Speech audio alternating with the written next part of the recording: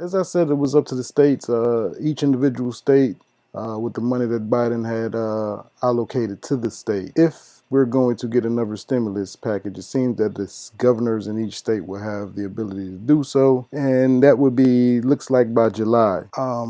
I don't know how many governors are actually going to take that offer up and actually use those funds to allocate them, because other governors are using the funds in other ways. And this is reported by Forbes.com and several other outlets. Right, so it says here, 3 states offer $1,000, $1,200, and $2,000 return to work bonuses as more states offer to end unemployment benefits. So they're trying to cut off the $300 unemployment benefits. So it looks like that free lunch that people had been getting, that free ride, is coming to an end. Here you have Arizona is looking to give $2,000 in bonuses. You got Governor Doug Ducey announced on May 13th that Arizona would no longer take part in the federal pandemic unemployment compensation FPUC benefit. In Arizona, we're going to use federal money to encourage people to go back to work instead of paying people to not work. So you can see here in Arizona, it doesn't look like that extra money, that $365 billion that's been allocated to the states. As you can see, different states have different plans with what they're going to do and how they're going to allocate those funds. It says Arizona is planning to use $300 million of the federal funds to provide residents with a return to work full-time by September 6th, a $2,000 bonus. It says Arizona is planning to use $300 million in federal funds to provide residents who return to work full-time by September 6th, a $2,000 bonus. Those who return part-time could receive a $1,000 bonus.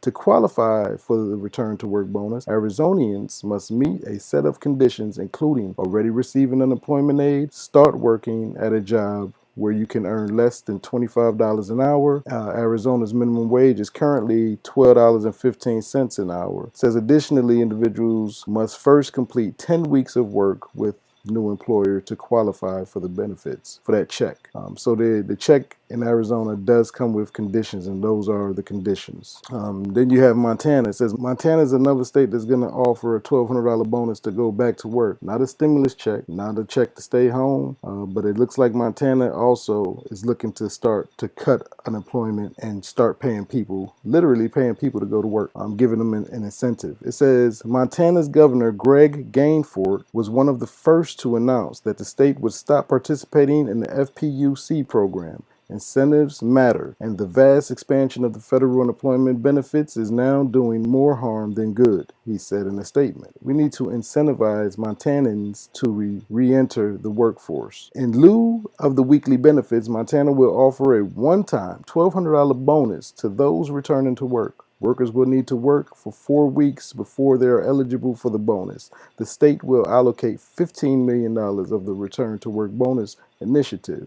The fund will be available through the end of October on a first-come, first-served basis. It says the $15 million budget will be able to provide bonuses for up to 12,500 workers. Montana and Arizona are 2 Republican states I just read off, but you also have Democrats joining the fray. Connecticut is offering its constituents a $1,000 bonus to get back to work. Connecticut Governor Ned Lamont announced that the state is creating a back-to-work CT program, which will provide a one-time $1,000 bonus payment to 10,000 long-term unemployed people. The program is designed to encourage long-term unemployed individuals to find work, Lamont said in a statement. This is the latest tool in our toolbox to maximize our state's recovery from the coronavirus pandemic, he added. Notably, Connecticut is not ending the $300 weekly unemployment bonus. Instead, it is adding a return to work payment as an additional benefit. To be eligible for the Connecticut bonuses, workers must have filed an unemployment claim with the state for the week immediately prior to May 30th, find and maintain a full-time job for 8 consecutive weeks before the end of the year, and not receive unemployment compensation during the time they are employed. $300 unemployment benefits are likely to end for everybody in all the states come September 6th anyway. Republicans are just ready to cancel it because there's a lot of Republicans saying that they have the jobs available, the jobs are there, but they just can't find the bodies to go back to work. I feel a few type of ways about this. You also have a couple Democrats that feel the same way. Like Senator Joe Manchin had said, extending the benefits. He'll never vote to extend the benefits basically over his dead body. As long as he knows that the vaccine is there, there's no excuse for people not to get vaccinated and get back to work. So you got that's a Democrat saying that, but mostly Republicans. But again, some Democrats following along. Now, I got mixed feelings about this, and I'm kind of with other progressives on this issue, right? I'm kind of with other progressives on this issue, and that is that it's a damn shame that people want to stay home and don't want to go back to work because they can make more at the house, right? So it's not a problem of if people don't want to work. It just doesn't make any economic sense for people to go back to work. If I can make more sitting at home, why the hell, yeah, why would I want to go back to work? So I can understand what the Republican politicians and some of the Democratic politicians are worried about and saying. My thing is this, won't you do something to raise the minimum wage so that can incentivize people to go back to work? And stop paying people a starving wage, right? So if I can know I can stay home and I can make triple or double what I can make, because if I go back to work, I'm a good chance I can make $7.25 an hour. I can make $9 an hour or $10 an hour. My point being that it's a damn shame that unemployment pays more than an employer. This shit is backwards, right? You would think that you would want to get ahead and at least raise the wage to a living wage, and then that would incentivize, if you want to incentivize people to get back to work. So the thing that the politicians are saying, well, they shouldn't have businesses having to compete with the government, federal government. Okay, true indeed.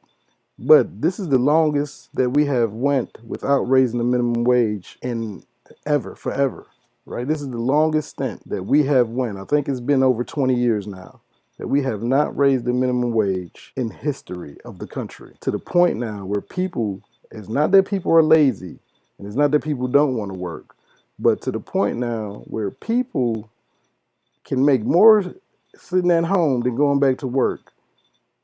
And the bright idea is to go ahead and not only pay people to go back to work, but try to incentivize them to take the shit jobs. Remember, I think it was in Montana, as long as you don't get a job making over $25 an hour, you can get this little bullshitting, one-time $1,000 payment or $1,200 payment or whatever it was, right? As long as you do not get a job making a decent living, right? As long as you take one of the shit jobs, the low budget, the low wage jobs. So I can understand why people are sitting home. I don't know. It'll be interesting to see how you feel. I'm pretty sure y'all gonna leave comments. I would say that maybe we need to stop paying starvation wages, and that'll be a way to incentivize people to want to get back to work. It makes no sense that people can sit at home and make more on unemployment than at work. That's not a problem with the damn unemployment system, or that's not a problem with the individual. That is literally a problem with society, right? That's the problem with society. So instead of, again, raising the minimum wage to a living wage so people can make a decent living and have a decent way of life,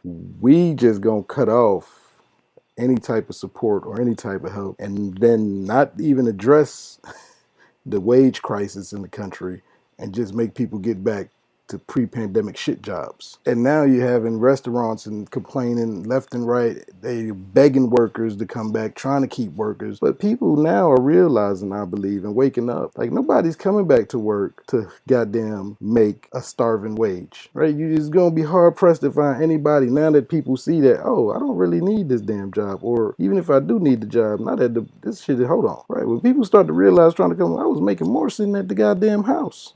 You're going to have a pretty price to pay. So hopefully this will start a general strike. That's what we need in this country, right? We need people to band together and start to move in tandem to get shit done, one priority at a time. We're going to see if this is going to, if this issue can wind up sparking the minimum wage increase that progressives are fighting so hard for and swear they want, even though nobody in Congress that considers themselves progressives is actually doing any damn fighting. But we gonna see. I think this can be the thing that's gonna be the catalyst to spark that, because people have been sitting at home, have been realizing, hey, for almost a year now, what it is to make a living wage and not have to struggle and just barely scrape by, right? A lot of people that had to live like that, and that's all they knew, has got a taste of the other way, the decent life, the dignified life. And it's hard when you get a man a taste of a dignified life to try to send them back to oppression.